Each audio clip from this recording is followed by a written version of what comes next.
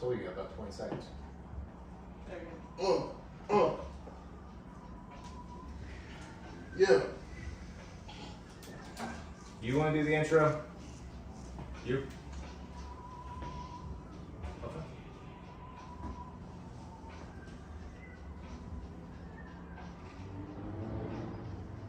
Yeah.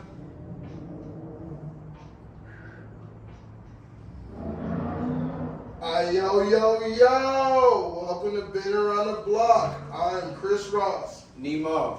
Brittany. Hi, I'm Brooks. And I am Tara. Hello, Tara. Welcome, Tara. Hi, Tara. Hello, everyone. I'm so glad you joined us. Very, very glad. I'm so excited to have you on as a guest. Take the reins, Chris. Would you guys like to, on every episode, I just want you to think about this, your answer. For I already the gave it to her. Okay. You already thought about your answer? Question. Remind me of the question. Yeah, what was the what question? is my why? Yes. Correct? Yes. Yeah. Yes. So, And I was going to say, you can answer it at the end of the show. oh, okay, let's do that. Let's leave them open for suspense. Yeah. I like that. How you guys like? Do you guys have any questions for Tara? I do. You know, I always gotta ask one off the wall question. Do it. Okay, so do y'all think the Super Bowl was rigged? I'm wondering Did you guys if it'd know be that last one. week? I'm just one. It was the week okay. before. I can't get anybody to answer it honestly. I told you. Do you My- care about the Super Bowl? I could not care She less says sports about ball. sports Go ball. sports ball. Yeah. We watched the Super Okay. Bowl together. Yeah, that is true. I wanted to cook, have people over, some fellowship, but I don't pay attention to the game, period. I was pissed. Yeah, I just feel like it's rigged. It's entertainment. I like the halftime show, That's Did what you I like the halftime show? I mean, that is why I watch it. Commercials. Okay, I got real. Yeah. Personally, yeah. Okay, when he wrapped his arms around Alicia Keys because she's a married woman, that I kind of got like, I was like, Was it especially- Usher? Yeah. Yeah, I feel like it was some kind of like fantasy that people have been waiting forever to see. Like they're like, if we could see this, and they got a little piece of it. Yeah. No one wanted Usher with Alicia Keys. We I did wanted when I used to listen to my boo. So y'all know more. Oh, it about was Usher. No, he sings my. Who is Alicia Keys? She sings My Boo with Usher. Yeah. Oh shit, I'm lying. I thought it was Yeah. somebody else. Anyways. Do you believe in any other conspiracies that you'd like to share with the class? See, we were actually talking about this the other day. So in like my early college days, would watch like Zeitgeist and stuff like that. I don't know if yeah. anybody else has ever seen Zeitgeist, but it was like, That got very. me watching David Icke. Yeah, right. And I got into it, but not. I'm kind of cynical by nature. And so I believe that there's more than what we're told to be pretty much anything. Most definitely. Yeah, Most We know that. I like for sure. I like playing the devil's advocate, hearing the other side of the story. So as far as like if there's any truth to it, I mean, but it's interesting to think about. Have you guys heard the latest theory about the eclipse in CERN? No. Yeah, it's. I heard P. trippy. Diddy did it. What is Yeah, CERN? he did. That wasn't the end. Did you go down a rabbit hole recently? Today. As a matter of fact. Today, actually. Yeah, it was over the Netherlands. Supposedly there's this cloud, Mm. and supposedly that was, When you were napping? Yeah. Yeah. My It's version of kinda that is a cool, little bit different. So, but. What is CERN? CERN? Yeah. Hadron Collider. So it's something that, the Mandela effect? You've heard of it? Yeah. Okay, that's what they're saying possibly caused the Mandela effect. Different realities to merge. What's then turning on CERN? It's them colliding atoms, creating a singularity within a small vacuum. All right. I Awesome. like it. Yeah, I You dig like it. where I you're dig it. going? Yeah, I dig it. I was thinking of the government makes the weather. I forget the acronym for it. That's called HARP. Yeah, and Yes. they did that recently in like Saudi Yeah, Arabia, in I Dubai. saw- in They did. Dubai, and they've had record like Cloud super, seeding, like detrimental amounts of rain. It's like destroying infrastructure. They're like, we're just gonna. Well, they admitted to it. That's Yeah, the whole yeah. fucked up part about it. Yeah. It's, Dubai. I love the government. That's a bad. if you're listening, Yeah, we love you. right. More taxes. They're always Dubai. We're Best just people. They're always listening. I'm one of those Saudi people who's just Arabia. like, it's just gonna happen. We Free can't do nothing about it. Have you guys seen Leave the World Behind? Yes. What a fucking trip. I Yeah. haven't seen it. Me neither. feel like I Produced have. by Barack Barack and and Michelle Michelle. Obama. Yeah, It's What? a fucking trip. yeah. Because it's very specific. Very as to specific. how shit Like would go the down. cell phones go down first, and They then hack the Tesla they hack cars. the Tesla cars, Who? and the Well, that's the whole mystery that's of it. yeah. Government? Yeah, like the West Coast thinks it's Korea. East Really? Coast thinks it's something like the Middle East. The Obamas make Produced this? by Obama. That's Produced awesome. by It's on Obama. Netflix, It's on dude. It's on Netflix. Netflix. It's I've worth seen watching. it, but I probably didn't watch it because I was like, I don't want to watch an Obama film. Yeah, I can't get louder. It's okay. You know your mic unplugged. Your mic went Oh. blank. We'll just cut that out, Mandy. Yeah, you're not there. You're not there. I'm not there. That's what. I'm not back. Oh, Oh my I god. don't feel like I've ever been. Have I been in there? no, Yeah. we're in there. Yeah, it was working earlier. It's because we were talking about the government. Yeah, I think that's all. Comments. We're going to share mics. I don't allow it. Share mics. What? Welcome to Big Whoa. Around the Block That's podcast. so loud. Okay, Tara, Yes. would you like to start from the beginning, or where would you like to start? From the beginning. Yes. Yeah. So Yes. I mean, is a little bit of my experience, strength, and hope kind of thing, Yes, or yes. Yeah. So let's see here. I was born as all of us were. It was in like the first 2 years I didn't speak to my parents. Yes, yeah, right. But I think like early on, defining attributes in my childhood, right, is I'm a child of alcoholics, right. My mom was really young when she had me. My father was in the military. His drinking career had really already taken off, and he, by the time I was 2, was out of the picture, right? And so I never knew him.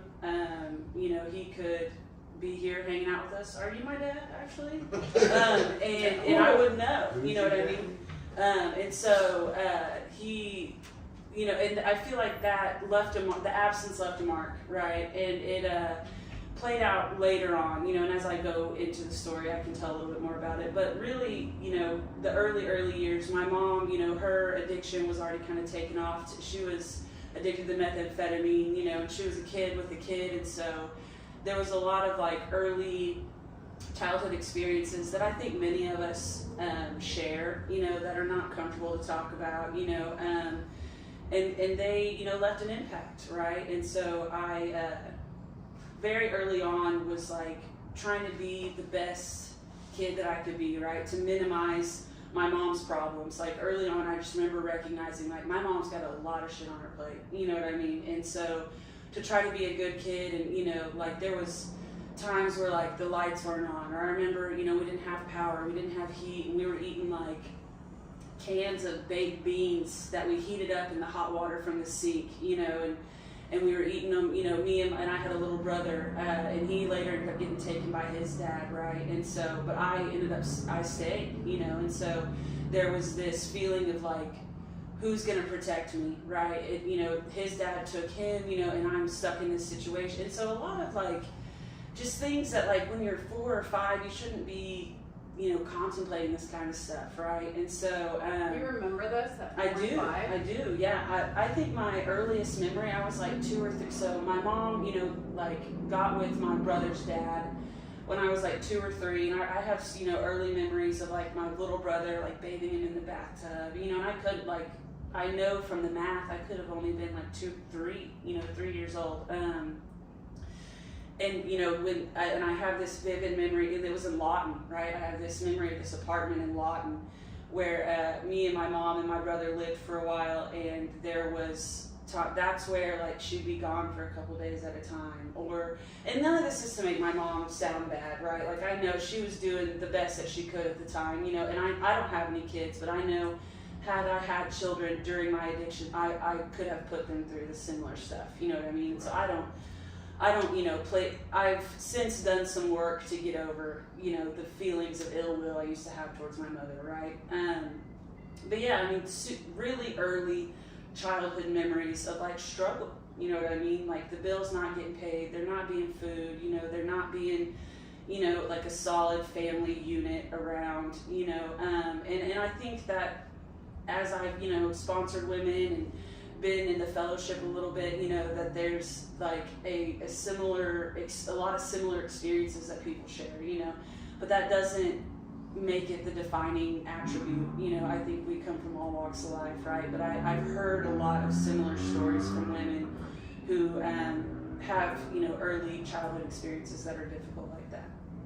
You know, and that's kind of the foundation story, you know, is just coming from a troubled youth, you know, but rather than, you know, being like, fuck this, you know, and rebelling, I went the route of like, I want to be the best kid that I can be to like remove stress from you know, I'm a try-hard, I still am, right, you know, I want to be the best and do I'm a perfectionist at heart, you know. Would you say you're a parentified child? Definitely, yeah. And so when I was 7, my mom had another child, my younger sister, and so same dad, as different dad. Your little brother. I have no full siblings. Gotcha. And so Me yeah, neither. and so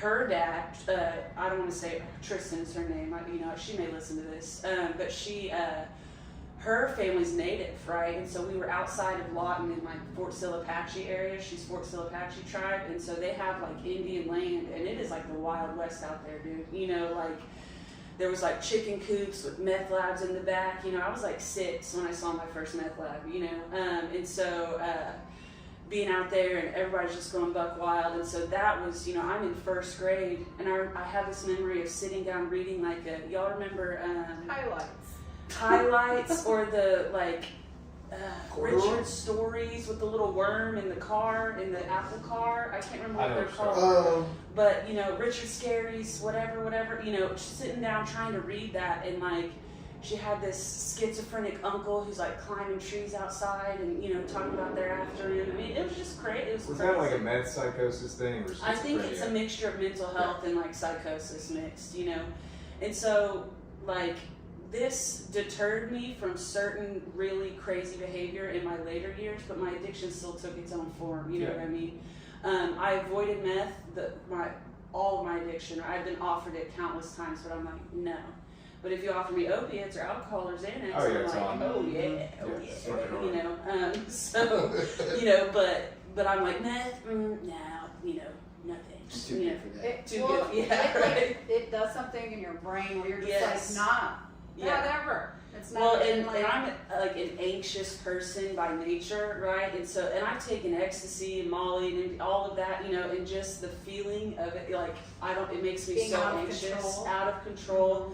And I don't like that feeling, right? I like where you're going. Yeah, I feel and so like we're both on the same yes. spectrum of the like attachment style, perhaps. Yes, yeah. And so it just made me feel overly anxious, and so I never sought that kind of like ramp up. I like to settle down, you know, and that played big time into like the ways in which I sought to escape. Right. Anything like I like to say, I like to go slow. You know, and some people really like to go fast. You know, because this thing up here is going a million miles anyway. Yeah, by itself. I don't need to pour any fire on or gasoline on the fire. You know. So opiates is your drug of choice? Yes, opiates, benzos, and funnily enough, I actually I got sober for the first time in 2019, and then, you know, went through some stuff, and then relapsed, and I went to alcohol. So I warn sponsees, and, you know, I work at a treatment center, and I tell them all the time, you know, just because you think you're a drug addict and you can drink, I ended up drinking rubbing alcohol in the sober living house, you know, like, so. Or the sanitizer. Yeah, or whatever yeah, the fuck you know. there is to have. Yes, anything to change the way I feel, right? The way to change the way I think and feel. Yes, you know, to get the 4 horsemen off me, you know what I mean? Like that's all you know, and it's such a relief to be free from that bondage, you know what I mean? To wake up and, I mean, I still go, fuck, you know, but I mean, at least it's not what I have to do today, you know, to get that feeling, you know. It is like a monkey on your back, which we've referred to, I guess, when you guys talk about Suboxone, but like I say trading a monkey on your back. Yeah, for a really. right, Yeah. right. And It's that, Suboxone was a but- huge part of my yes. story. You know, I did opiates for a long time, and then I got on Suboxone, and I've kicked Suboxone twice, and that was worse than any alcohol detox, any other detox I've ever been through. Preach. Suboxone is awful, awful, awful. Preach. And it's just like kicking the can down the road, you know what I mean?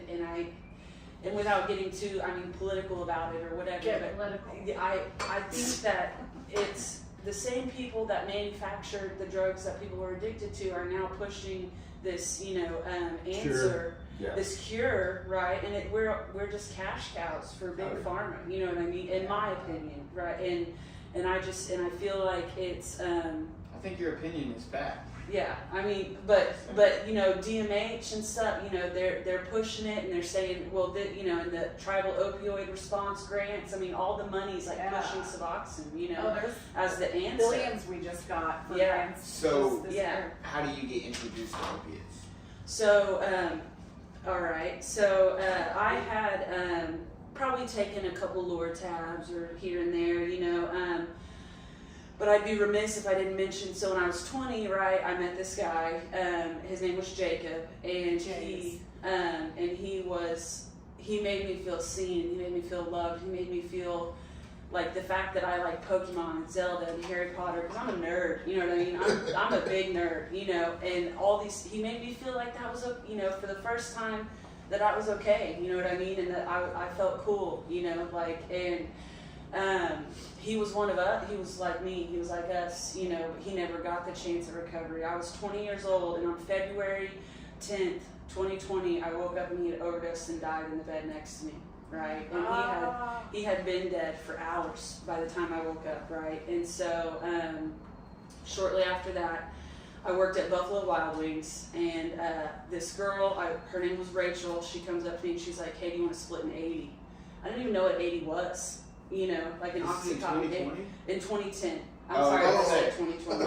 Oh. 2010. I February. was thinking you were with this guy for like 10 No, years. so we were together for 6 months, really. Okay. But it's that early 20s, like you Okay. fall so desperately fast in love, that you just like, you're head over heels, and sorry, 2010. And so he overdosed and died, right? And shortly after, someone offers me Oxycontin, and I'm like, sure, whatever, like I had experimented with drugs since I wasn't afraid to take drugs, but I didn't know what I was getting myself into, and I have this vivid memory of like that first line, right, and it hits me, and that feeling of warmth, and that feeling of relief, and that feeling of safety that comes over you, that euphoria, right, was everything that I needed in that moment, I thought, right? And so it was just, because I had this grief, and when I tell my story, I try to describe it, right?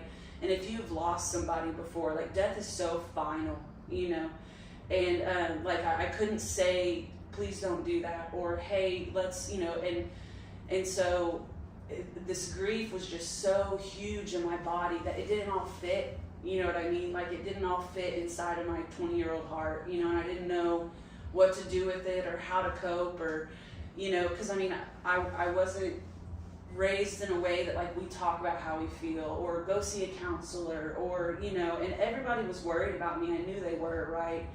And I take this drug, and it was like that. It was over. I spent the next 10 years like that, you know what I mean? And I did whatever it took every single day to continue to feel that way, right? And when I got sober the first time in 2019, it was all there waiting for me. You know what I mean? All those feelings, all that grief, all that, and I had added all this guilt and remorse on top of it. You know what I mean? I remember crying in the shower at TRC, like I've forsaken your memory. You know what I mean? And at the end of the 10 years, I was actually doing the same combination of drugs that he overdosed on. Subutex and Xanax, right? I was doing the same things that had killed him.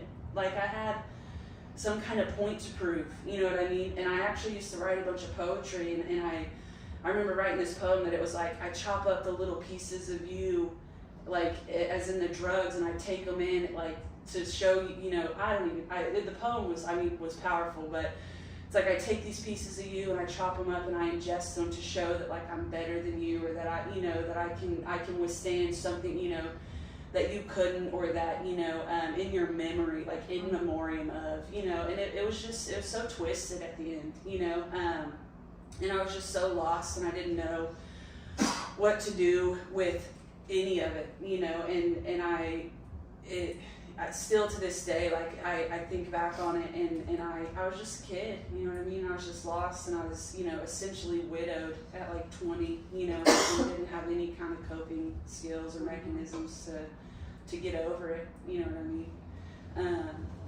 But I mean, the program has taught me ways to like realize that, you know, I have this this allergy, right, and this obsession, and once I put something in my body, that it doesn't have anything to do with him anymore. It doesn't even have anything to do with me, right? It's about the allergy, and it's about the malady, right? And the malady was on me at that time, you know. It was strong in me. I'm about to. I can't. Sorry. I was coughing and I couldn't. I was like, No, I wasn't. I was not crying. I'm not crying. All right.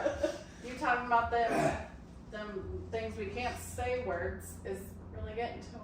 yeah. But no, we just I was took it about off. to choke just now. I was like, I know Brooks is freaking. Well, so here's the deal. I want to go and apologize to the listeners because our neighbor has got the bass rolling. Yeah. We can hear the street stuff, so it might be good. Okay. Ambiotic noise. I don't know. Yeah, and I apologize for just. And then Chris is just over there fucking with me right now. Yeah. So your story, I'm listening to you though. Your story is a lot like mine as far as opiates and going down that hole from oxys to Suboxone or Subutex, and then we always take it's crazy because opiates, it's like those go hand in hand. Yeah. Xanax, benzos, Mhm. especially when you get on Subutex or Suboxone, because those no longer really work for you. Yeah. No matter how much Yeah. you take, you know, it's like you don't really get high anymore. Yeah. So you gotta have something else On with top it. of it, Yeah. yeah. I used to do that with the methadone because methadone is again one of Yeah. those things that Yeah. you just to get the heroin effect. And back in you can 2004, 05, when I started using opiates, methadone, people were dying left and right from methadone and Xanax. That was like Yeah. a bad combination. Yeah. And that's what Jacob overdosed and died on, right, in 2010 was we had gotten some Xanax that day, and he'd probably eaten 3 or 4 bars, and then we went to somebody's house, and he ended up getting a Subutex off this guy, and, you know, did the tiniest bit, and then it didn't wake up the next day, you know what I mean? And so that, and I knew that combination, you know, and he was a balls to the wall kind of guy, you know what I mean? There were times where we'd go to parties, and I was like, what? He was too much, you know, and I'm like carrying him out of the party, you know. But I love the guy, right?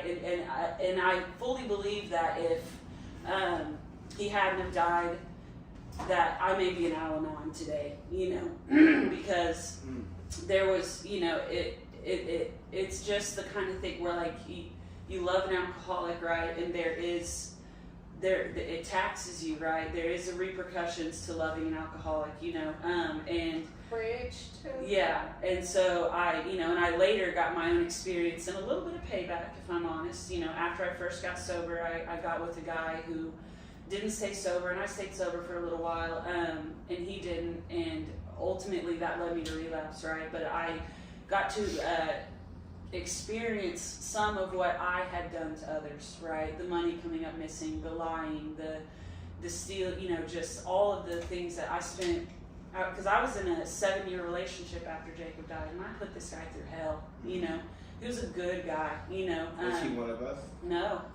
Yeah, and I in quotations, hid everything from him, you know, and snuck around, and, you know, and everybody that I, you know, hung out with, like, they smoked weed and ate acid and, you know, and took a little Molly here and there, but they weren't, like, alcoholics, you know what I mean? They were, like, heavy drinkers, you know, and so... And I'm, you know, we're at like 3 or 4 day music festivals, and they're all like eating shrooms and drinking, and I'm like in the porta potty like snorting Xanax and subs, and, you know, like smoking heroin with the wooks, you know, and you know, like, and they're all just having a good time, and I'm like, I've got a baseline I have to maintain, you know, like all this other stuff is extra, you know, and so it looked different, you know, and it did from the beginning, like I said, from that first.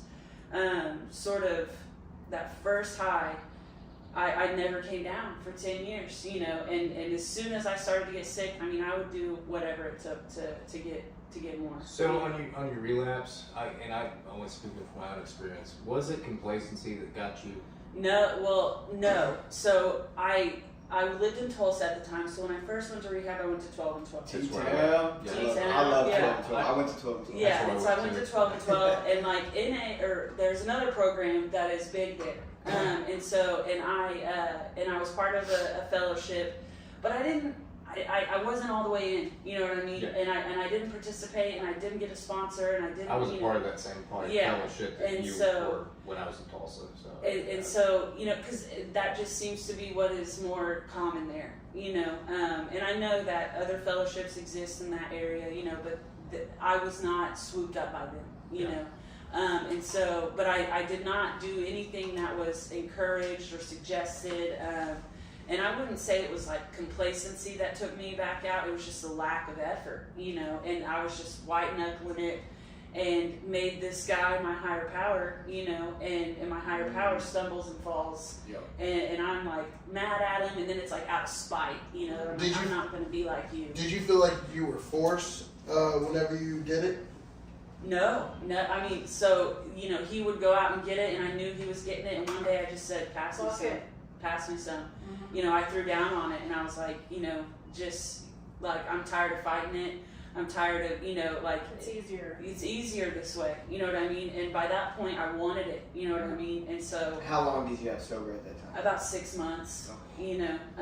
White knuckle sober. White knuckle sober. You know, and it really was like out of spite for like 2 months. Like, I'm gonna be better than you, and I'm not gonna do it. You know. And then eventually, I was like, you know what sounds nice? You know, like, yeah, you know, like, just break me off a piece, you know, and it was like going home, you know what I mean? And then the hell started, and I got to where I'm begging money, like, off, I forget exactly where it was, but like, there's like a little Hispanic part of town, East Side, and we're like walking around the parking lots, like begging for money. Our car broke down, and I'd never done that kind of stuff before. So not only was I back where I left off, but I went even lower. Yeah, you know. And we're begging for much, everything short of like actually flying a sign like we're doing it, you know. We're spending the whole day trying to put $90 together so he can get his and I can get mine, and we can maybe get a couple McDoubles and go home and argue and wake up and do it all over again. Rough, isn't it? Yeah, you know. Can't pay the rent in the apartment, you know, we would have got kicked out, but his grandma owned the apartment complex. I mean, it was just, you know, and he wasn't even supposed to live there because he, you know, he liked to put his hands on people, you know, and so it was just, and you met him at 12 and 12? Met him at 12 and 12. And they fall in love. That's what happened with my last relapse. Yeah. I was in love. Yeah. At 12 and 12? Just go down You guys gotta realize my mom also worked there. You guys Oh, probably wow. know her. So. Really? Okay. Yeah. Is your name Debbie? No. Okay. No, but You spend a lot of time in Tulsa? I'm from there, dude. Okay. Yeah. That's where I was at this weekend. But You know what? like Linda R in the office over at 12 and 12. No. I might if I saw her. Blonde hair woman, Yeah. kind of tall. Bro, the whole 30 days I was there, I was high. Yeah. Really? Oh, People yeah. just smuggle everything. I was there for a certificate, guys. What year was that? 2017. It was Okay. literally a month before I really got sober. Yeah, she was there then. My mom was, and then October 17th. I just remember smoking cigarettes in the bathroom because I the did that too, courtyard, yeah. the courtyard was closed for you construction could, when I was there, and we were all in the bathroom like blowing it in the vent, you know, like running the shower, you know, just I'm savvy. yeah. I actually love it. I love that place. It was cool. I stayed in there. That's the only reason I stayed sober is I was in their sober living program. Yeah, their transition. Transitional living, yeah.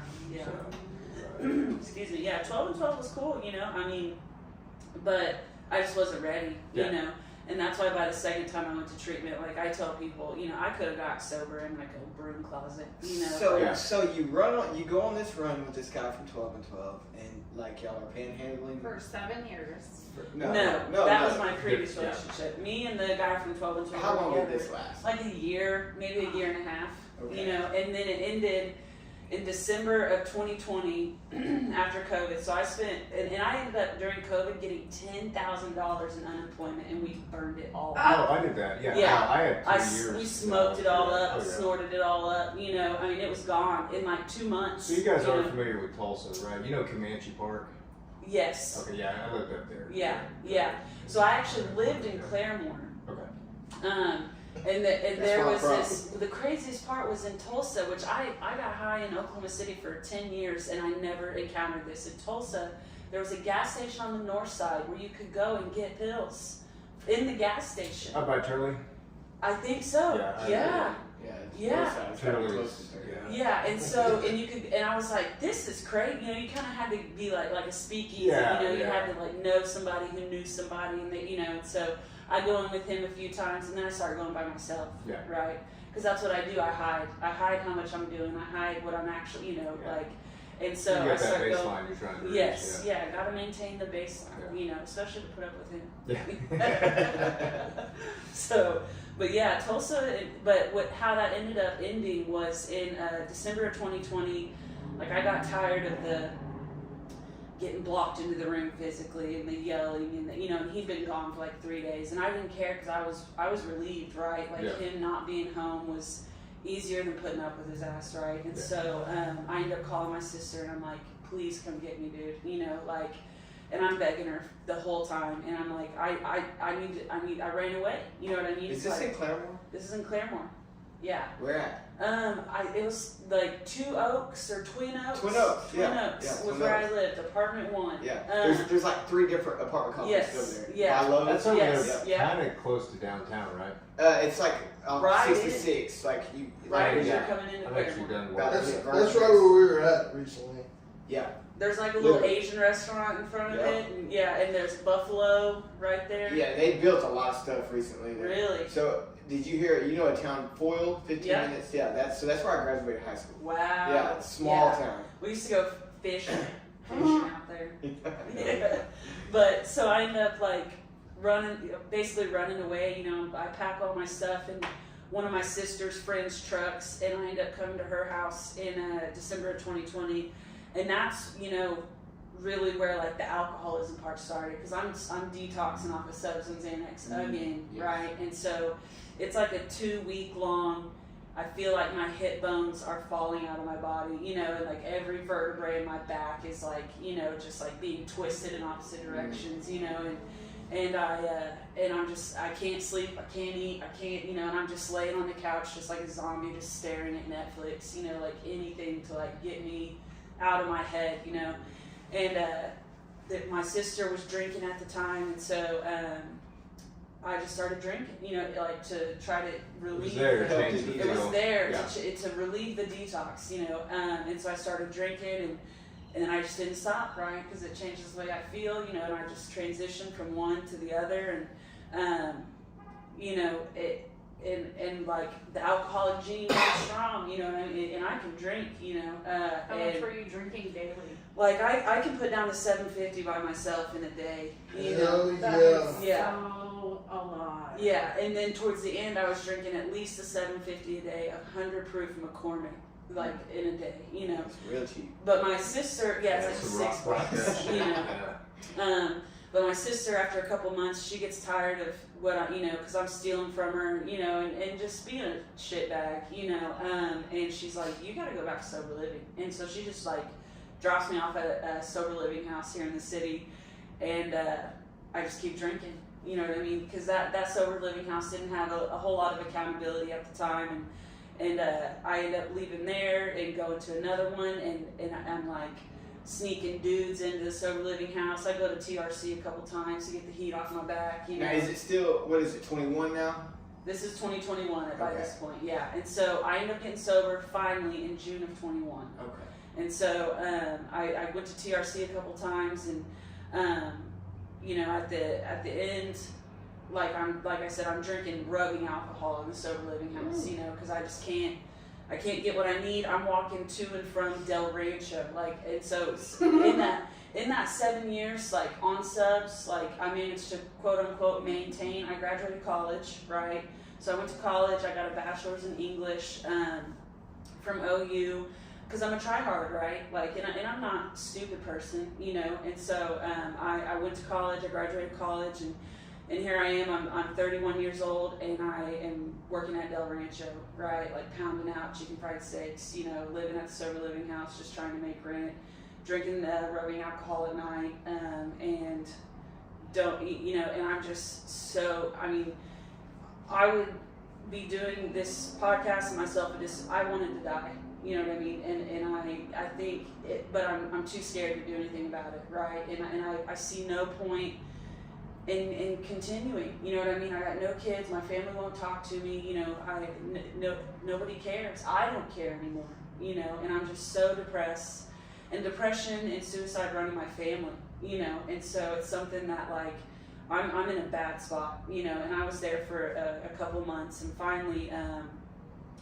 You know, a woman comes into my life who owns the sober living houses, and they catch me drinking the rubbing alcohol, and she's like, she sits me down, and you know, and I can almost feel it and see it, that there's this like fork in the road, right, where it's like I can change my life and do something different, or I can pack my shit and leave. And then I'm at the night shelter. I'm, you know, like I got nowhere, nothing, nobody, you know, no money, no call, nothing, you know.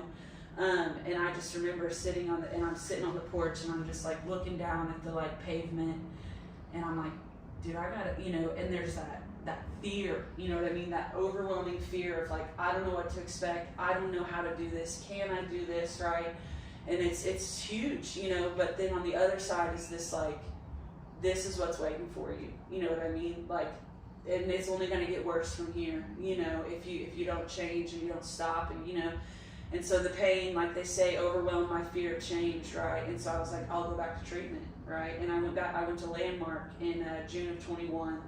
And so, shout out, and yeah, rest in peace. Yeah. And so I go to Landmark in June of 21, and you know, the rest is history. You know, I had a sponsor. She's still my sponsor today. You were defeated. I was so defeated, you know, and I had been defeated, but I was just like dragging it behind me, you know, just like, because I didn't know any other way, you know, like I've been doing this, you know. But I did remember those first few weeks of being sober, like, and how free I felt, you know what I mean, and how released I felt, and how like I could laugh and like I meant it, you know. And that the smiles weren't fake, and that, you know, I felt, I got a taste of what sobriety felt like when I went to 12 and 12 and lived in Tulsa and Claremore for a little while. But I made something else more important than my sobriety, right? And so I knew I wanted it, I wanted to want it, you know, but I was just so, like, I just always remember that the physical withdrawal and that feeling of sickness that comes over you, like when you remove it, like the fear of that was enough to like keep me going, you know, like I'm just running from the demon, you know. And I would just run till, I mean, like my feet are bleeding, you know what I mean, like I'm just like stumbling, but I will keep running, you know, to not turn around and do an about face and like look at myself in the mirror, you know. And I finally got to a point where I was just like, dude, I'm exhausted. You know what I mean? I'm so tired. I'm defeated, and I can't keep going. You know, and so I was just ready. I mean, that's the only way I know how to say it, is that I was finally just so worn out by like that life, and you know, and ready to look at myself, but scared of what I was going to see. You know what I mean? And so I went to Landmark, and that's where like the breath started to come back, you know, and you know, the color comes back in your face, and there's a little light in your eyes, you know, and I met some good people while I was there, you know, and I listened. That feeling of withdrawal, as you know what I'm saying. Whenever I remember like whenever I was first getting sober, I would think about that before I even thought like. I would start having bad memories, and you think about that withdrawal and the way that your body feels, and it's just one of those things that'll keep you away from all that. But yet, if you're working a good program, you know, it's gonna. Well, and I actually was talking about this the other day. I think the last time I told my story, I mentioned it. I was like, man, you know, not to be in like morbid reflection, but if like right now talking about it, or if I'm like driving to work and like, and my mind goes there and I get a little taste of that feeling of like what it used to be like to like be in early recovery, and I can vividly remember like what withdrawal feels like, and what, you know, that just total just depression that you feel early on. I sit and think about it, you know what I mean, as like a way to be like, Humble. Fuck that's that. what's waiting, you know what I mean? Like, yeah, you may get bored, or you may get, you know, like anxious, or you may get a little stressy, depressy here and there, you know what I mean? But like, that is all that's waiting for you, you know what I mean? Because like, you know, you can't stay high forever, you know what I mean? Like, I tried, you know, but like that is all that's waiting for you on the other side, you know? And all those things that you had to do, and those, you know, people you had to see, you know, that's all that's waiting for you, you know? And so no matter how, like, because boredom is a big thing for me. I get bored, you know, I like to be entertained and stimulated, you know, and so sometimes I get bored and I'm like, man, like a glass of wine would be pretty sweet right now, you know? And then I'm like, dude, a glass of wine is like 2 weeks away from, you know, you know, like, Lock yourself in a hotel. yeah, you know, like Yeah. sitting in the dark, drinking, you know, Yeah. like, and so, because that's just not my reality, you know, and it's a curse, but it's also the greatest blessing of my life, you know what I mean? Because the fellowship and the people that I know, and the how full my life is today because I choose to participate in a program, you know, is like, it's a blessing, you know. One of my favorite things about people in recovery is we all have the experience of living two whole Yeah. lifetimes, you know, and Yeah. especially if you're working in any kind of program. That's one thing I can always draw from my experience before the changeover, and then Mhm. after, and where it's at. And like I said, a lot of people don't get to live that. Right. You know, you either die or people aren't wired like that.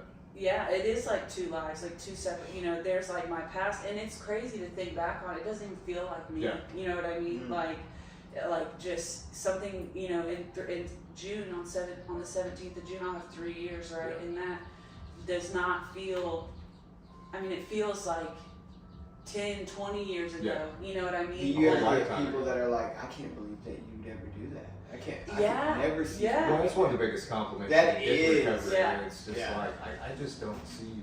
They're like, you that. smoked crack with a stripper? And I'm like, yeah, dude. Amongst You know? other people, Yeah. I mean. I always get Yeah. the exact opposite thing. Everyone like looks at me like, I cannot fucking believe that you're sober.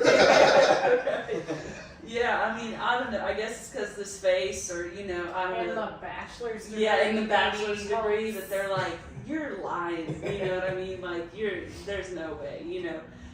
But I think, and that's what, like, I have sponsees that, you know, they come from different walks of life, and I'm like, that's not what's important, right? What matters, like, it's that commonality that we share, right? And it's that fundamental, like, trait of alcoholism that, like, I understand a part of you, and you understand a part of me that, like, is completely unique to this walk of life, you know? Like, when someone tells me I'm an alcoholic, it's like, I see you and I understand you in a way that, like, That I you can, did. yes, that someone who I've known for 10 years, like, you know, that I even know members of my family, you know, like, that I know them better, you know, because they're an alcoholic, you know, and to make it out and be on this side of it, you know, that there's such a strong bond that's part of that I think is beautiful, you know what I mean, the fellowship, you know, to understand somebody so fundamentally and see those deep, dark parts, and once you see those deep, dark parts of them, the rest of it is just so much more beautiful, right? Like their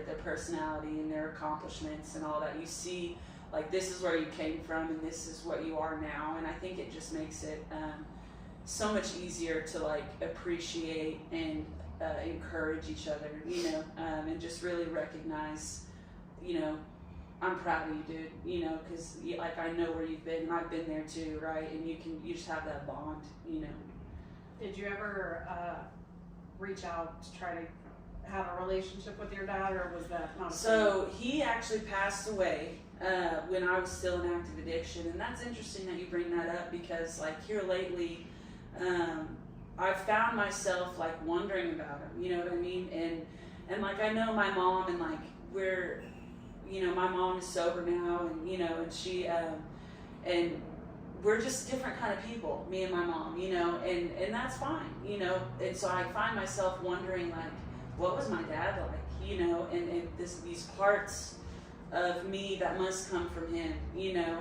And so I forgave him early in sobriety, you know, and I realized that, like, there are parts of my story that may be really different had he been alive, you know.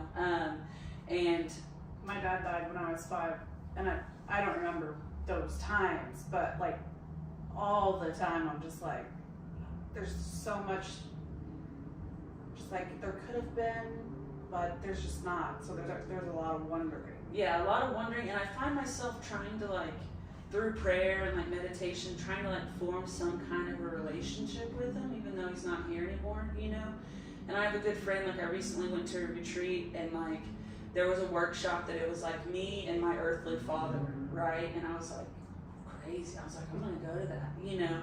And like the whole time we were in the canyon, I was just like, dude, he's here. You know what I mean? Like my father's here, you know. And I talked to a good friend of mine, and she was like, your heavenly father and your earthly father like are the same, you know, if you choose to see it like that, you know. And by forming a relationship with God, you can form a relationship like with your father who's no longer here, and you know, just talk to him, you know what I mean, like, and to find like the commonalities, and it was just it was a really interesting experience, like on that retreat, you know, to like, I mean, I was crying and all, you know. I was like, dude, I feel like I'm grasping for straws, you know, I'm reaching out, and you know, and through prayer and meditation, like that, I can come to understand and forgive him and see those parts of him that are also a part of me, you know. Yeah, and so it's been interesting, you know, trying to get to know somebody who's not here anymore. And there's a parallel between him and Jacob, who passed away, right? Like that I can, you know, come to understand him and see like the parts of him that were suffering and struggling, that he, you know, he was relieved of that bondage, you know. And it's crazy, you know, like I wouldn't say that death is like a definitive part of my life, but there are key people in my life who have passed away, and to like try to have some kind of a understanding and bond and relationship with them, you know, even if they're not here. Let's apologize to this. I always want to say that, yeah, because not only do we have the neighborhood with the base, we've got 20 motorcycles. Yeah, there is the Thunder game going on. Hey, it's right popping now. downtown. Yeah. It's going down. It's a lot, though. And we are going to win the It's championship this year. It's real good. So, almost 3 years sober. Almost 3 years. June what? 17. So we're a couple months shy of 3 years. Mm-hmm. What is life like today for you? Man, beyond my wildest dreams, like way past what I deserve, you know. That handsome fella who was in here, you know, that's my boyfriend Cassidy, and we share the blessing of both being in the program, you know. Before we came here, we were actually at a workshop, traditions and relationships, you know. And so I went from like being in a relationship before I got sober, where like I'm getting hands put on me, we're lying, we're cheating, we're stealing, we're panhandling together, you know, to now I go to workshops on how to be in a healthy relationship, right? And it Isn't that beautiful? it's though? beautiful, you know, and it's more than what I deserve, you know, because I've been the manipulator, the liar, the you know, the person who you couldn't trust, or you know, leave around your man or your wallet for too long, you know.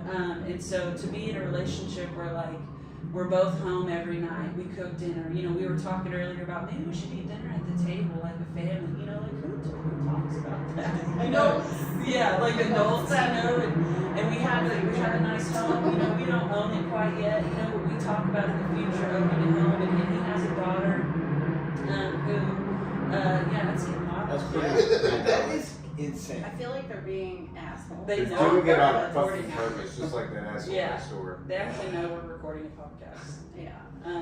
Why? Are they not kidding me? Yeah. What the fuck? But you know, like I said, I don't have children, but I'm blessed to have a stepdaughter in my life who I feel like throwing up Oh over. no, I was gonna say something, and then I was like, oh, just. Would you be open to having your own child? I don't, you know, I'm gonna let God figure that out. Okay. You know, I'm still actively preventing them.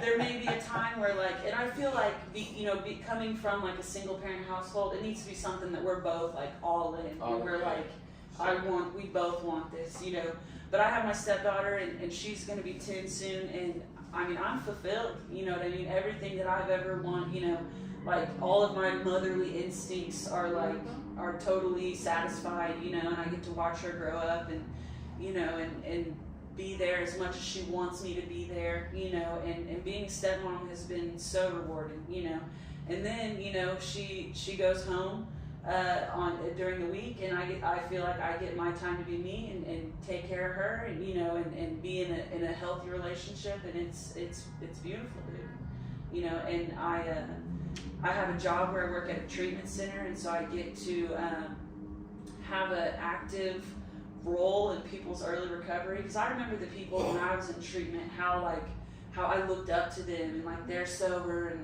and even like I think I'm never going to be that sober, like they feel so far away, and I tell them I'm just now coming up on 3 years. They're like, no way, and like that I'm still what would be considered a newcomer, but I get to have a direct impact in a lot of people's early sobriety, and see the light come on in their eyes, and have those conversations with them about their higher power, or have conversations with them about like, hey, listen, man, I know everything you're feeling right now, and that's normal. You know what I mean? Like the first 2 months, we're psycho. You know what I mean? Because we need a solution. To start to talk to them about what a solution looks like, and offer some guidance.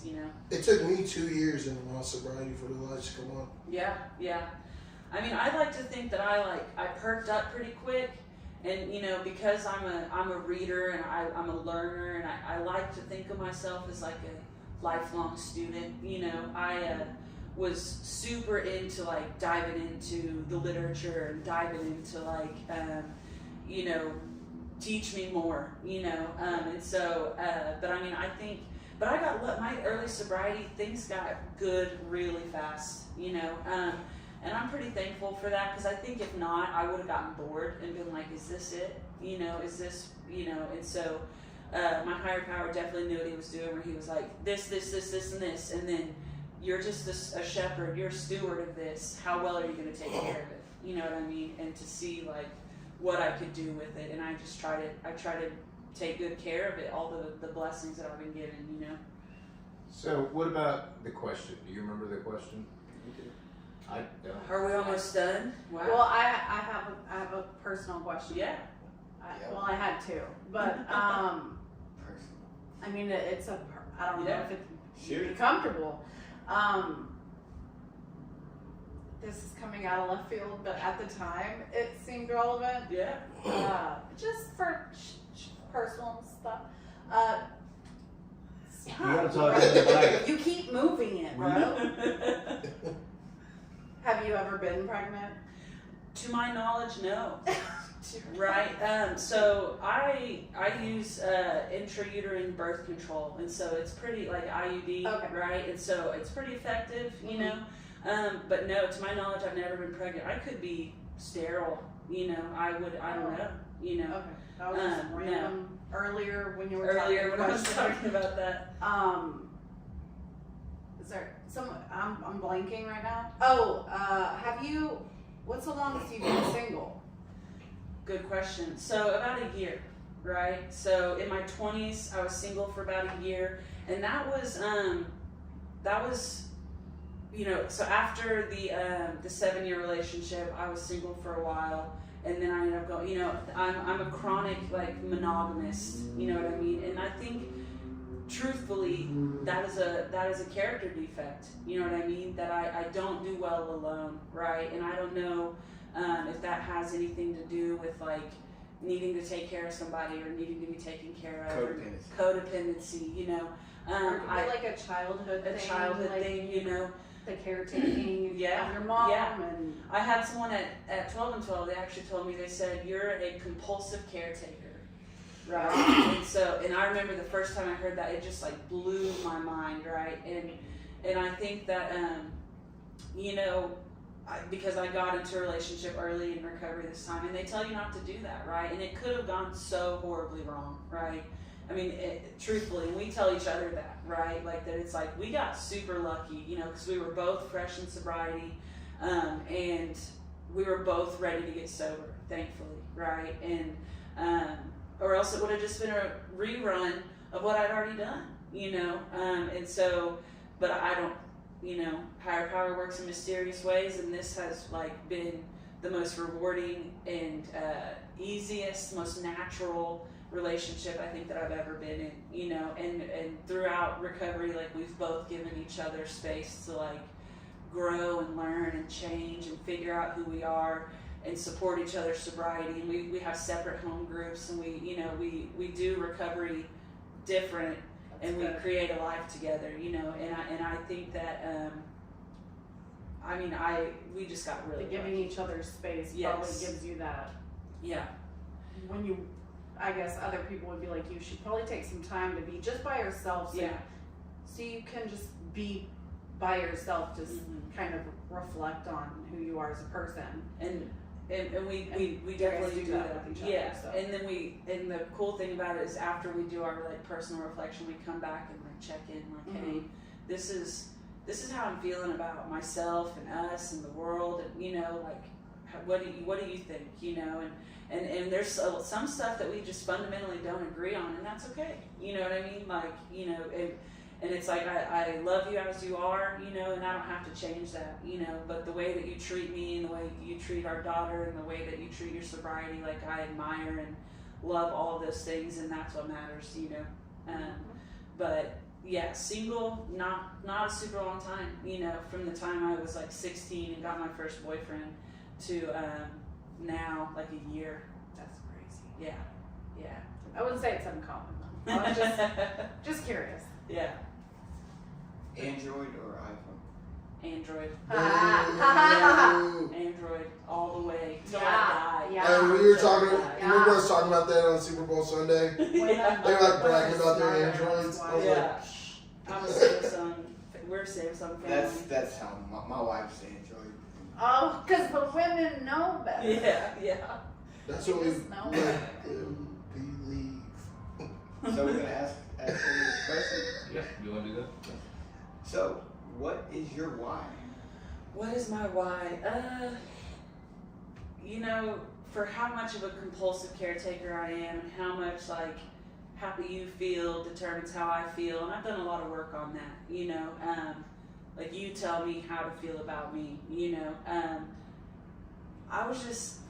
I did it for myself, you know what I mean? Like to finally, I don't even know how to say it. Like, I don't want to say like do myself justice, but to like reach that, because you know, growing up, they're like, you've got so much potential, you know, you're gonna go so far, and then I'm like, I turned into a drug addict, you know, like, you know, like to like actually be able to look at myself in the mirror and be like, I love you. You know what I mean? Rather than like avoid eye contact with myself, you know, to like look in the mirror and be like, I'm proud of you, you know, I love you and you're worth it. You know what I mean? And that was something that I never even knew to ask myself those questions, let alone like say that or feel that or believe that to be true, you know.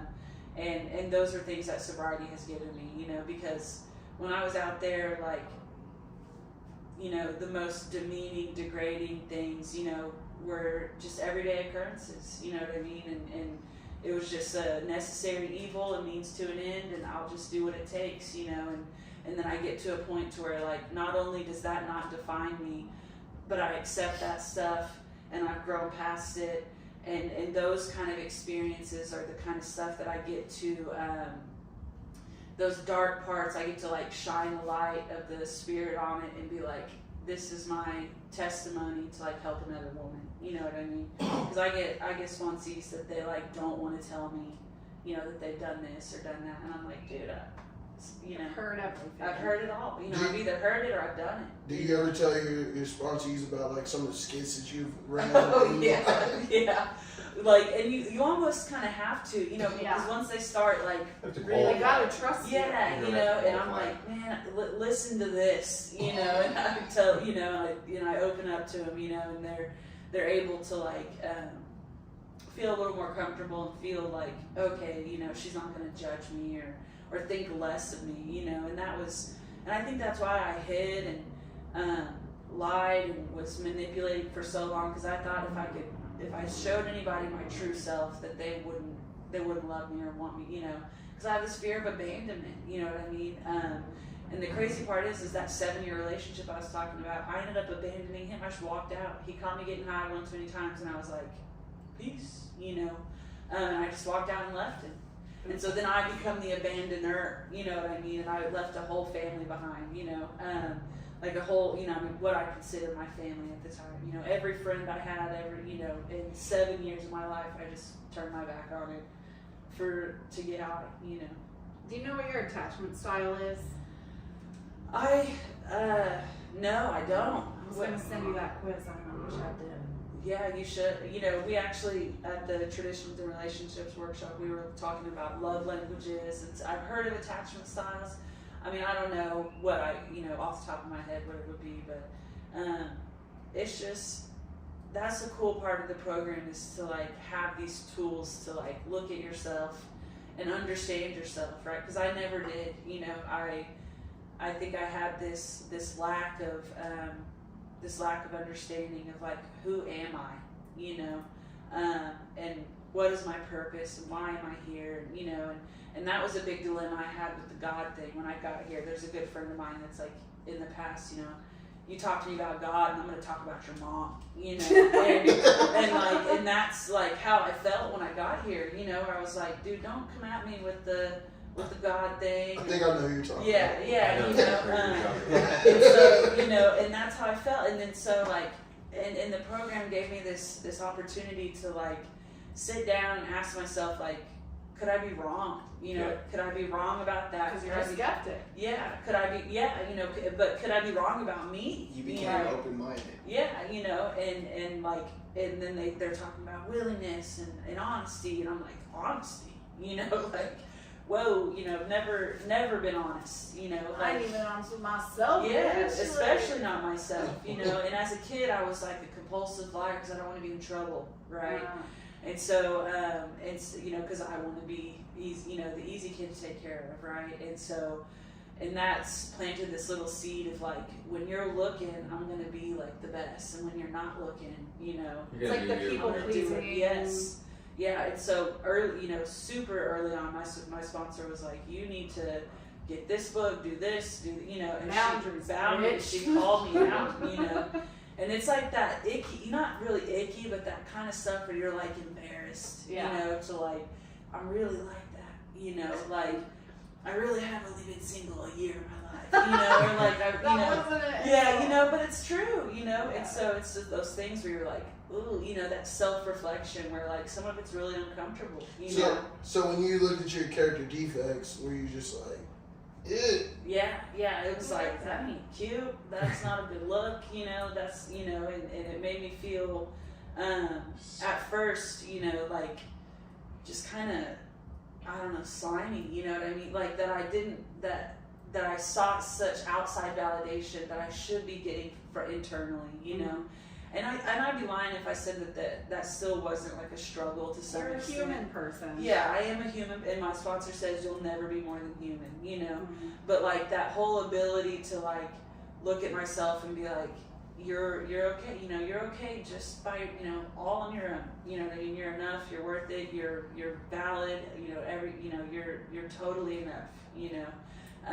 And you have value, you know what I mean, in other people's lives and in the world, and you know, and that was something that, you know, I felt unseen and just totally invisible for a long time, you know, and I wanted to be invisible, you know, I didn't want you to see me or notice me because then you might see what I'm really doing, you know. So you said earlier, like, I don't deserve present a few times, and I just want to say you do deserve it. Oh, thank you. So Tara, I'm super proud of you. Thanks, man. I really look up to you when it comes to recovery? I just do what I'm told and what the people in front of me did first, you know, and I was really, really lucky. Like early recovery for me was like miracle after miracle after miracle. Like I got swooped up by like a good group of people, and specifically a good group of dudes, right? And the women have taught me so much, and they're like where the foundation lies. But I experienced so much healing with the group of men that I was exposed to early in recovery. Like they showed me that like men are not all trying to use you. They're not, you know, all, you know, that there are male friendships that are like wholesome and they care about you and they want what's best for you, and they modeled for me what like a healthy male figure in your life looks like, you know, and men in recovery, right? How to be a good friend, how to be a good father, how to be, you know, like just how to be a good person. You know, when men to me were always like a means to an end or something to make me feel better about me, or, you know, that I'd never had healthy male relationships in my life until I got sober. Yeah, if it wasn't for you guys early in my sobriety, like I said, I probably wouldn't have stuck around. Yeah, so, same. Yeah. You know, they showed me what fellowship looks like, what how to have fun in recovery, what that looks like. You know, every Saturday we were getting together, going to dinner, taking a meeting out somewhere. You know, and it was just, and it was for at least the first year. You know, every weekend, and it was consistency, and it was friendship, and it was guidance, and it was, you know, and I looked up to these people, you know, and they just modeled for me what like get in the car and let's fucking go looks like, you know, and they just showed me how to be sober, you know, and be happy about it, you know. And then I got a home group, and I went to that home group every week, and, you know, twice a week, and then I met these women who did for me. They told me first, hey, I've done this and it's okay, you know, you've done it too. And they look me in the eye and they're like, hey, I love you, right?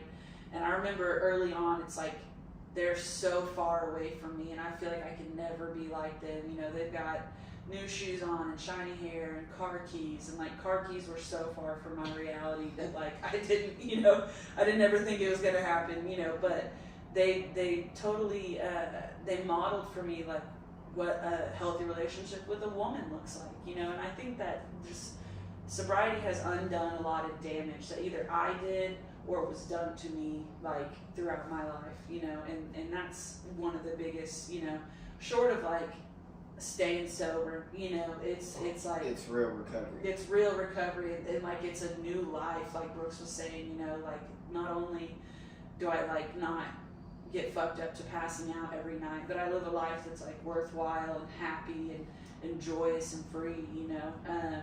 And that there's people that like, if I'm having a bad day or I'm in my, I can just call them and be like, dude, listen to this, and I just word vomit on them, you know. And they're not like, okay, bye, you know. They like, hey, so this is my experience with this, blah blah blah, you know. And they answer the phone, you know. Before, nobody answered the phone when I called, you know.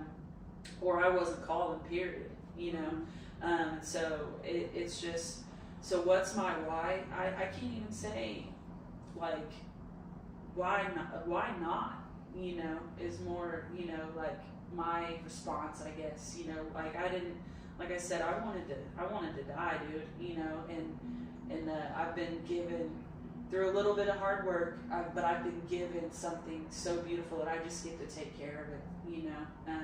And maybe that's my compulsive caretaker. Yeah, right. I'm the steward of it, you know. Is how I try to think of it, you know. And these things were given to me, and I just try to look after it appropriately, you know. So, what would be your question for our next guest? Do you know who our next guest is? I do not. Wyatt. Oh, So, if that helps. Let me think here. Put me on the spot. I should have been thinking of one. Let's see. What do you want? Right, and I'll just leave it at that. Right, like not necessarily. To the interpretation. Yeah, leave it open. That's my favorite part. Yeah. What do you However want? you want. I'm always like, wait, specify. Yeah. And they're like, you no, know, just throw it out. Cause he, you know, he hates it, but he's a young buck, you know, and so like He's super sensitive. About yeah, that. I know he is. And, you know, what does he want from life, from sobriety, from, you know, what are his goals and dreams, and, you know, and just by saying, you know, somebody would have asked me, if you guys would have asked me, what do you want, I would have overthought it, you know. What do I want from what, you know. So just to see how he interprets that, I think is answer in itself, you know. Y'all can't laugh though. You have to be serious faced. Yeah, when you ask it. Like, Oh yeah, it's Wyatt. Man, I love Wyatt. Yeah. I really do. He's one of the first people to be like, hey, I'm gonna call you. And he called me the next day. And I was like, why the fuck did this dude call me? I love Wyatt a lot. You know, I consider him one of my best friends. I get the opportunity to spend a lot of time with him day in and day out. You know, and I wish I had the like composure at 21 No he shit. has. You know, Yeah. like and for how young he is, like, you know, he is young. He reveals that in some moments, but for the most part, like, he's really, you know, I wish I got sober at 21. You know, or I think he got sober at 19. Yeah. I hadn't even fully really started at 19. Yeah. You know, and so I mean, I was experimenting. You know, but and to have the guidance and the leadership and the like influences at 21, I think that you know, my life would look completely different today. You know, so he's been given a good opportunity, I think. So just what do you want? And see what he says. Man, we're so grateful that you came out. Like I said, you've been a good friend of mine since I got sober. Yeah, dude. And we'd like to probably do a follow-up Sure. episode with you at some point. Yeah. I think we're going to try and do with most everybody. I Yes, think we can do that. I've been very blessed to know you since I've been here. Yeah. And it was nice meeting you. Yeah, yeah, right. Nice to finally meet you. I feel like I just talked at y'all guys for a couple hours, but I feel like that's It's what it's I about was you. supposed to It's do. all That's about what, you. that's what I told you. I told you that's what it's gonna be like. Yeah. It's gonna be like just talking to each other. Yeah, I told him, I was like, I might cry. I'm proud of myself. I'm a cry. I was wondering. Yeah. It kind of looked like you were tearing up a couple Yeah. times. I wasn't sure if it Yeah, was. I'm a crier. I always have been, you It's know, okay. Cry. but yeah, right. That would sound good through the mic. I would start recording. Yeah. You know, for Yeah, I'm sure the audio clip of that would be. it would be just all make the a views. meme out of It'd it. be. Oh no. Just be grateful that you didn't record with us about a month ago because we all squeezed in my room. Yeah, this was comfy, you know, like with the, you know, it wasn't bad. And I talk with my hands a lot, so that should be an Right. interesting video. Oh, I didn't notice. Well, thank you guys for inviting me on. I really didn't know what to expect, but I think that went pretty well. Yeah. We are super happy to have you come and be a part of this podcast, man. One day we're gonna get that old boyfriend of yours to come on. here. Please do. Have we tried yet? Yeah, he told me no. Okay. Yeah, I wish you would. He's got so much good stuff to Oh, I know. share, Yeah. and he's, I love you it. I know, like it. stage fright. Would he be interested in making a video, like a comedy video with me? I don't know. We don't have to A ask him. viral comedy video. Yeah. I knew He him knows around before here. I got sober, so Yeah. it's His story is crazy, you know, like. I know a little bit. Yeah, like it makes me look super tame, you know, You look like super tame of all the stories. Do you have anything you'd like to share to make us think less of you? to think less of me. Well, besides I mean- smoking crack with a stripper, That seems on par. you know, I thought I you were mean, telling my story there. right? Yeah. Right. That's the biggest story. You know, and flying, taking money from Mexican people on the east side of Tulsa. You know, let's see, Sex work. sex work. There was some of that. You know, some bartering. some bartering, Yes. exchange of goods and services. Yes. You know, but I think that's one of the things I was alluding to, but I wasn't sure how. To say it. Saying it. You know, yeah, dude. I mean, I've exchanged. Which is common. Yeah, super Everyone- common. And I don't think Well, I that don't know.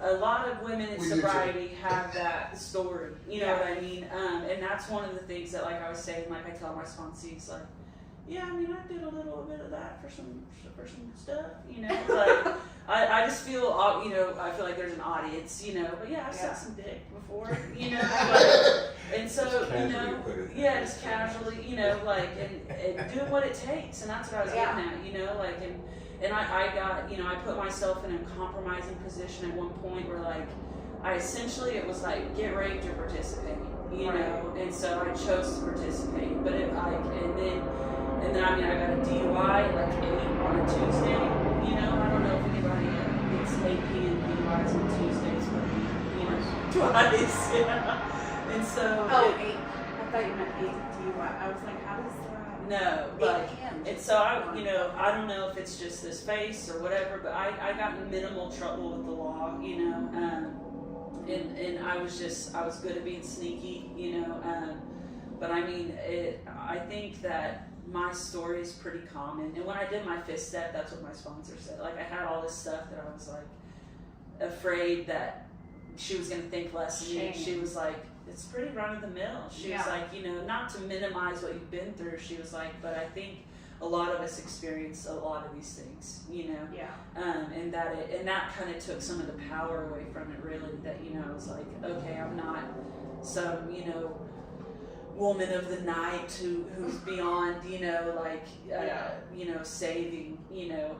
But yeah, I mean, I've definitely, you know, been to every pawn shop in the city, and you know. Exchange stuff that wasn't mine, you know, pulled out of some friends' wallets, you know, people that I was supposed to be friends with, and I'm stealing from them, you know, and just really, and that's why none of those people would want anything to do with me anymore. I actually reached out to my best friend from college and high school in December, and she was like, lose my fucking number and never contact me again. That is so crazy to me. Yeah, you know, but I put her through hell, you know. And it's selfish of me to think that I can just be like, hey, sorry again, you know, and that she's gonna just be okay, you know, and take me back for the 1000th time, you know, and she's got her own life now, you know, and she's allowed to not have room for me in it, you know, the me that she knows, Well, she has my number now. Proven it, you know, well, through and time.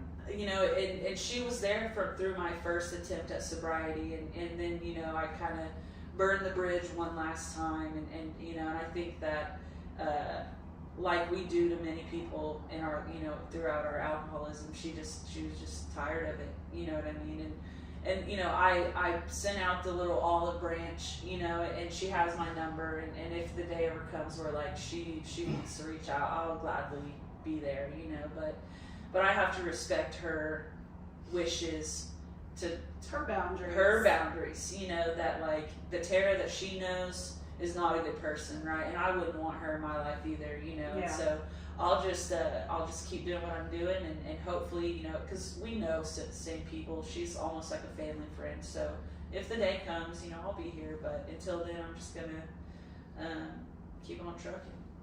Yeah. I called out the bartering thing just because there's so much shame attached to that. That, like, it's so everyone will get to that point if they're going through that. So, to the people. Don't feel like, don't carry the shame. And that was one of the things that the women in my home group, you know, and especially on my 5th step, you know, you know, they looked at me in the eyes and they said, me too, you know, it kind of took away from some of that guilt and that shame and that remorse of like, I can't look people in the eye because I feel like they know, you know what I mean, and to like have somebody say, you know, hey, I get it, you know what I mean, like, and in my experience, it's actually more uncommon that it doesn't happen, you know, than it does. You know, and I think that's just one of those well-worn paths, you know, that alcoholism takes us down, you know, like, and that's, you know, kind of what I was like, I did what it takes, you know, I did whatever it took to make it happen, you know. I mean, I cleaned houses, not that that's like as bad as bartering, but you know, I had a like a bachelor's degree, and I'm a cleaning lady, you know, and that's, you know, and it made it work, you know, and I just, you know, I just, the determination to feel different was, you know, I was strong. It was strong, and you wake up and it's on you, you know. If y'all just, them, us, human people, whatever. Human people. If you took that energy and just made a fire, like, I don't know, anything that took all that, the will to find that, Yeah. the productivity like would be so high. It's just crazy. We need to like hack that part of the brain. Yeah. Elon Musk it. Not Musk it. Musk it. Elon Musket. Yeah. Air What is quotes. a gunpowder? Elon Musket. Gunpowder musket. Elon Musket. Civil War. Yeah. Yep. That's just with sex work and stuff, you know. Yeah, been there, done that. Ladies. I used to do a few Oh, no. automotive jobs, I guess is what you would call it. Yeah. Yeah, I used to do, like steal a lot of cars. Still have automotive I jobs. thought you were talking I about hunters. I'm also talking about dick things. Oh. Yeah. Have you ever robbed a person at gunpoint? So I have kicked a door in. So there was not a gun involved, but this was somebody that the guy I dated in Claremore. It was a friend of his who he knew that was going out of town. And like you can't tell because I'm sitting down, but I'm 6 feet tall, right? And so where I like reach up and kick is like right at where a door is, you know. And so we kicked this guy's door in and stole all of his stuff, you know. So that's another thing, I guess, you know, anything to make you think less of me. No, I wanted to Yeah. think you more Yeah. masculine. Yeah, Like, kick give the me door, some kick you know. ass. I got some Breaking down hands doors on and me, shit. you know. And so we kicked the door in and robbed this guy while he was out of town. You know, a friend. We robbed a friend. That's So that's the kind of terrible. friend I was. You're You know, great. know you're out of town and rob you while you're gone. Ice cold. Ice cold. Yeah. Cold blooded. Well, I think we're at about probably an hour and 20 minutes. You guys want to go and wrap it up? Yeah, we don't need to hear any more incriminating evidence. No, that was Statutes have expired. Yeah, right. Maybe. Well, Tara, it was amazing. Glad to have you on as a guest. I'm ready to do another recap pretty soon. Yeah. And Yes, hear thank some you. more things that you're going to be doing in life. Very blessed to have you as a friend. Yeah. Thanks, man. And I we're- think the same. Are we out? We're not, yeah. I guess we're out. I guess we're out of here. Thank you guys for listening to Been Around the Block. Been around the block. Around Bob.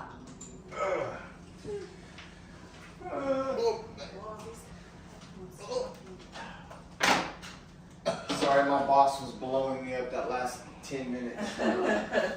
I told I work 2 jobs. I now work for the sober living house.